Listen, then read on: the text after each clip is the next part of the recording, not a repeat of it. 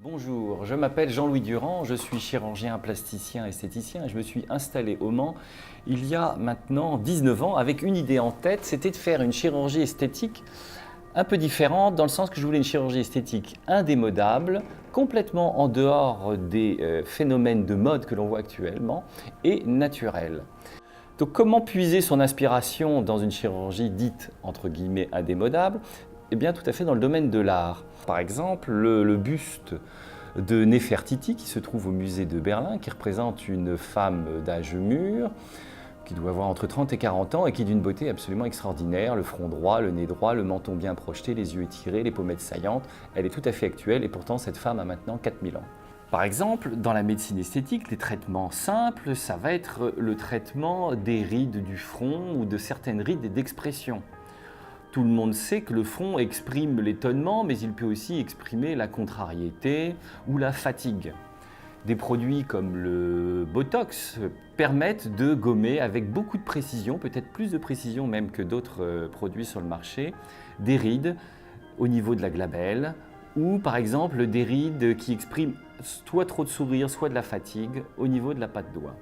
Ça s'est très bien passé. J'avais un peu peur au départ, tout ce qui est inconnu, voilà, on ne sait pas trop comment ça se passe, donc j'étais très stressée. Et en fin de compte, il n'y avait pas à avoir parce que c'est pas très douloureux, voilà, il y a quelques petits points, mais enfin c'est très supportable. Quand on connaît l'épilation, voilà, non, je suis agréablement surprise. J'attends de voir les résultats. Apparemment, c'est d'ici une semaine qu'on devrait commencer à avoir les premiers effets, donc j'ai hâte. On peut légèrement repulper des lèvres en utilisant des produits de comblement à base d'acide hyaluronique. C'est une procédure très rapide qui dure quelques minutes et qui permet le plus souvent d'avoir des résultats très spectaculaires. On peut aller beaucoup plus loin. On peut combler des dépressions, remonter des pommettes un peu trop plates qui vont aggraver par exemple un cerne. La poitrine constitue un élément clé dans l'apparence et le confort de la silhouette d'une femme.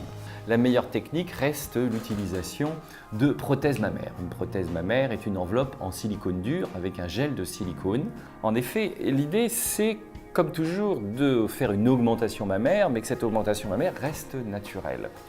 On aura donc des prothèses rondes pour des femmes qui désirent des seins ronds, plus ou moins projetées en fonction de la projection, mais aussi des prothèses anatomiques pour des femmes qui désirent avoir des seins en forme de poire ou même parfois légèrement ptosés. En fait, on peut pratiquement réaliser toutes les formes et tailles de poitrine que l'on désire.